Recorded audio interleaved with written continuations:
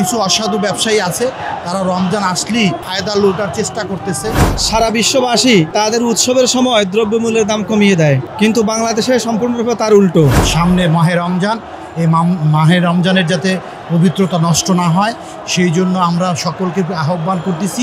সাথে সাথে রমজানের সময় যে সকল ঘুষ তারপর যে সকল অনৈতিক কাজকর্ম আছে সেগুলো যেন থেকে মানুষ বিরত রাখে, সেজন্য আহ্বান করতেছি সমস্ত জনগণকে বাংলাদেশ জামাত ইসলামের পক্ষ থেকে। সাথে সাথে রমজানে যেন দ্রব্যমূল্যের ঊর্ধ্বগতি না হয় সেজন্য সবাইকে আসলে আহ্বান করব যেন আমরা রমজানের মাসে সকল সাধারণ মানুষ যাতে ক্রয় ক্ষমতার মধ্যে রেখে পবিত্র রোজাটা রাখতে পারে, সেই জন্য সবাইকে আহ্বান করতেছি।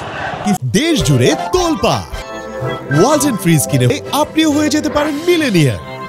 কিছু অসাধু ব্যবসায়ী আছে, তারা রমজান আসলেই দেখা যাচ্ছে যে তারা একটা ফায়দা লুটার চেষ্টা করতেছে আসলে, কিন্তু বিগত পৃথিবীর অন্য সব দেশের দিকে তাকালে দেখা যায় যে তারা সবাই রমজান মাসে তাদের যে অন্য পবিত্র দিনগুলো আছে তারা পবিত্র দিন উপলক্ষে তারা দ্রব্যমূল্যের দাম কমিয়ে রাখে।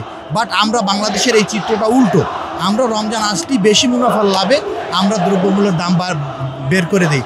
আসলে আমরা নৈতিক অবক্ষয়ের কারণে, ধর্মীয় শিক্ষা না থাকার কারণে আমাদের এই ধরনের অবস্থা বাংলাদেশে তৈরি হচ্ছে। তাই আমরা সকলকে আহ্বান করব যে রমজানের পবিত্রতা রক্ষা করুন, আর সাথে সাথে দ্রব্যমূল্যর যাতে নিয়ন্ত্রণে থাকে, সাথে সাথে আমরা যেন স্বাভাবিকভাবে পবিত্রতা রক্ষা করে আল্লাহর ইবাদত এবং আল্লাহর সন্তুষ্টির জন্য কাজ করতে পারি। সারা বিশ্ববাসী তাদের উৎসবের সময় দ্রব্যমূল্যের দাম কমিয়ে দেয়, কিন্তু বাংলাদেশে সম্পূর্ণরূপে তার উল্টো। বাংলাদেশের ব্যবসায়ীদের একটা শ্রেণী অসাধু ব্যবসায়ী, তারা আগে থেকে পুঞ্জীবিত করে দ্রব্যমূল্যের দাম বৃদ্ধি করে দেয়। এই ক্ষেত্রে বিগত ফেসিবাদ তাদের দলীয় এজেন্টদেরকে পৃষ্ঠপোষকতা করেছে এবং তাদের মাধ্যমে জনগণের ঘাড়ে দ্রব্যমূল্যের ঊর্ধ্বগতি চাপিয়ে দিয়েছে।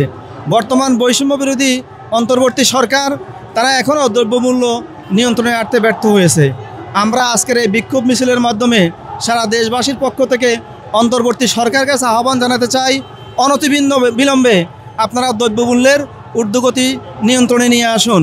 কারণ সামনে মাহে রমজানে সিয়াম পালনের জন্য সাহারি এবং ইফতার সামগ্রী যদি সহনীয় না হয়, তাহলে অসংখ্য দরিদ্র মানুষ তারা দরিদ্রতার কষাঘাতে না খেয়ে তাদেরকে সিয়াম পালন করতে হবে।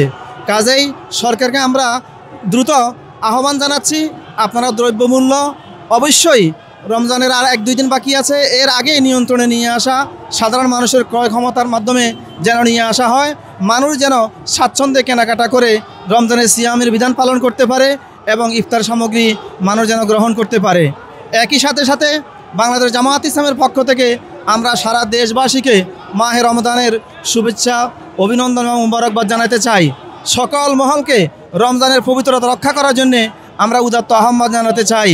দিনের বেলায় হোটেল রেস্তোরাঁগুলো যেন বন্ধ রাখা হয়, সরকার যেন সেই জন্য কার্যকরী উদ্যোগ নেয়, মনিটরিং সেল গঠন করে দিনের বেলায় যারা খাবার দ্রব্য বিক্রয়ের উদ্যোগ নেবে তাদের দোকানপাট যেন বন্ধ করে দেওয়া হয় এবং তাদেরকে যেন আইনের আওতায় এনে শাস্তিবিধান নিশ্চিত করা হয়।